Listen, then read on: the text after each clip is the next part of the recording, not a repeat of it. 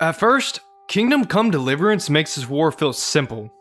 Villages burn, civilians die, and as Henry, you think you know exactly who the enemy is. But that certainly doesn't last. The deeper you go into the story, the more the game quietly shifts its tone, revealing that the war isn't really about good versus evil. It's about power, failure, and a kingdom that was already falling apart long before the first village ever burned. In Kingdom Come Deliverance, King Wenceslas is rarely shown directly, but his absence is felt everywhere. NPCs openly criticize him, nobles ignore royal authority, the law is applied unevenly, if applied at all. The game constantly presents Wenceslas as an ineffective ruler, unable or unwilling to control the nobility beneath him. This isn't hidden knowledge, it's common opinion in Bohemia. Whether Wenceslas means well almost doesn't matter. What matters is that, in this world, his authority has collapsed. And when royal authority collapses, someone else always steps in to fill the void. One of the clearest messages in the game is that nobility itself is rotting from the inside.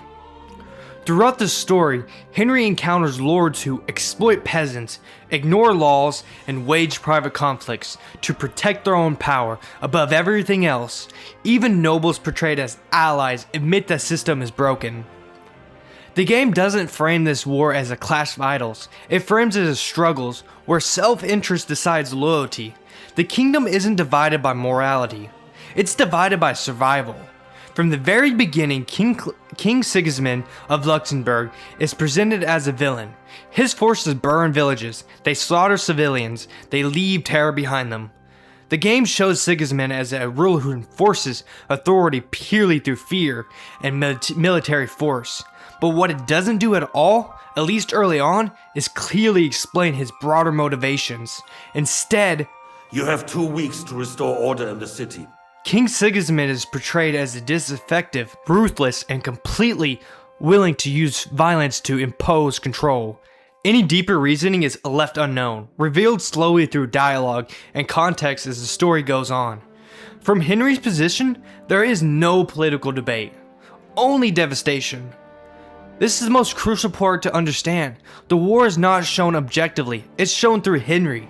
Henry isn't a noble, he isn't educated in politics.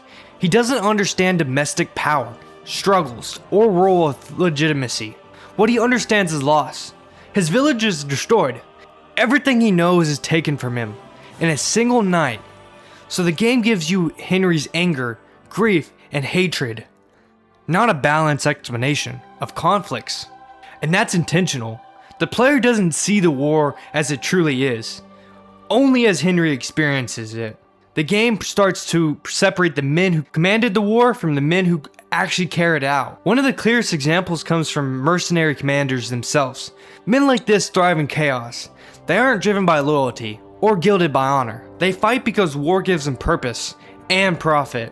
Through characters like this, Kingdom Come shows that much of its war cruelty doesn't come directly from kings, but it's from the people who execute violence without restraint.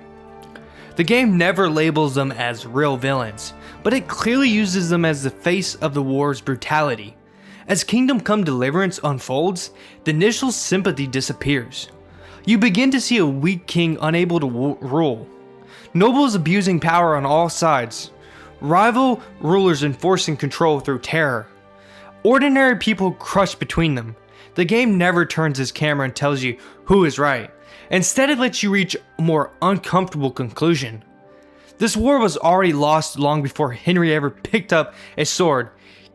Kingdom Come Deliverance isn't a story about saving a kingdom.